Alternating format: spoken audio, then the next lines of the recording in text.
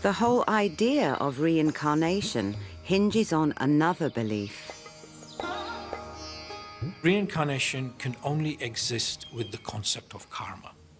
And karma is what goes around comes around. It is Newton's third law of motion, for instance. To every action, there is an equal and opposite reaction. And hence, it would be advisable to perform positive activity, which is not detrimental to the soul. Good activities, humanitarian activities, pious activities, and above that, devotion to God. Our karma changes what we go to the next life.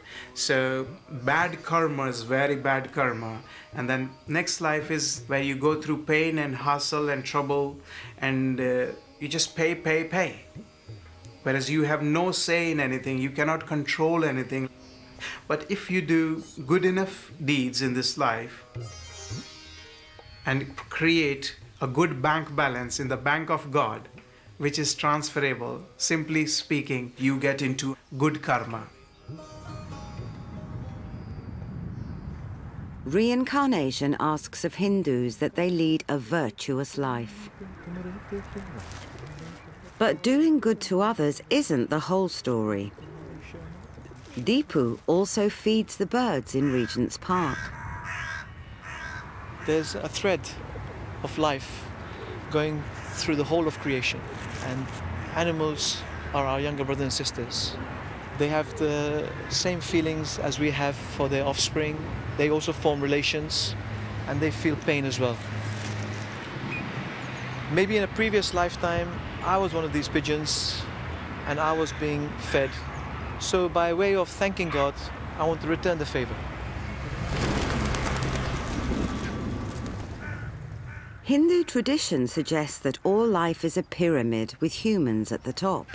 But the soul, or Atma, can move up and down through different forms of life. It would be concern of a Hindu to better him or herself.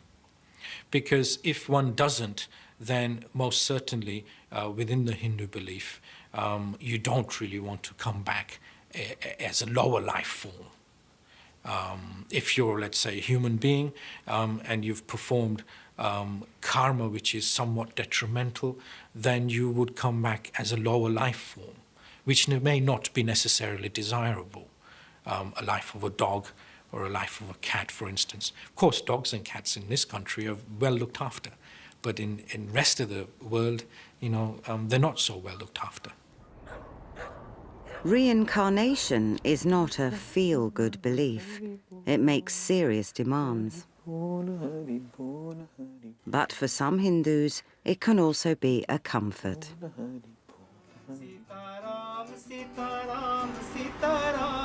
It can help come to terms with suffering and sorrow.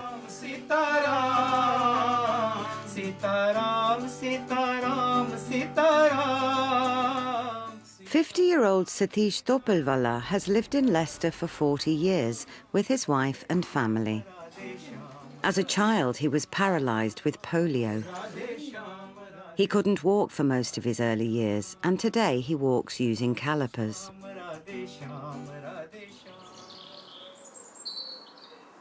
Some Hindus believe that his polio could be down to bad karma in a previous life.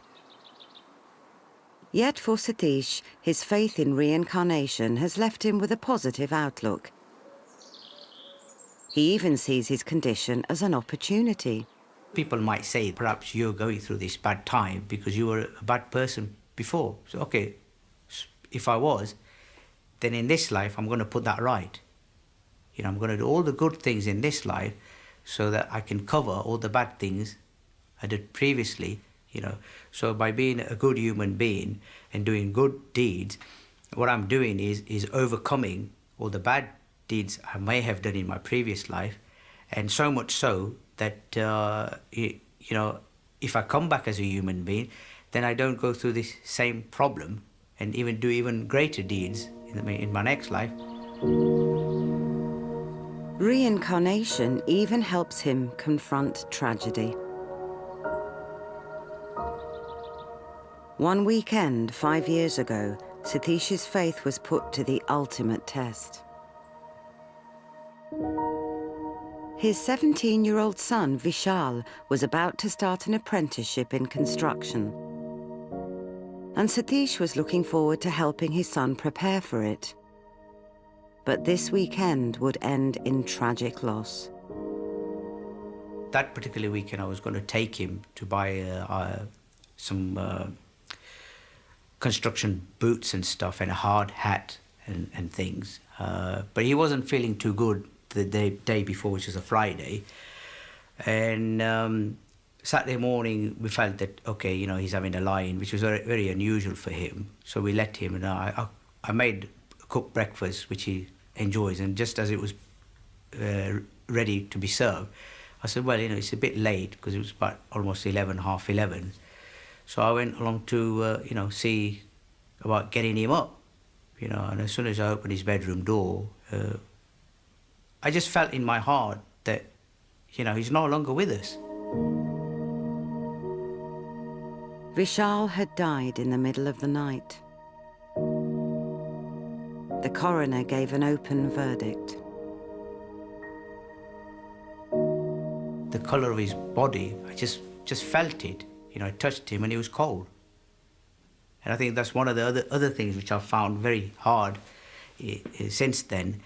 It's like a video recording, because I saw all that, and every time I see or try to remember him, that's the first thing that comes, and it's like on a loop. And I just keep seeing that image of him lying there. As parents, if your kids die before you, it's very difficult to handle. It hit me very badly. Om Shri Ram Jai Ram Jai Jai Ram. Satish sought help from local priest Hemant Bhatt, who conducted his son's funeral and helped him begin to make sense of this immense loss. Jai Ram, Om Shri Ram Jai Ram Jai Jai Ram. I know the Satish's family very well, because I've done a couple of religious ceremonies with their family. It was a very hard time when I did the funeral last time at their house, especially his son. A very, very moving occasion. Most of the time when we do the funeral of elders, we say we want to celebrate their life whilst we are upset that they have left us. But when somebody passes away at a younger age, it's very hard to digest. It was very hard for both of us to perform the ceremony. It is only now that Satish has come to terms with the incomprehensible. My son's life was limited. From the moment he was born, he was going to go at age of 17, but I didn't know about it. But now I've come to accept that was his time with us,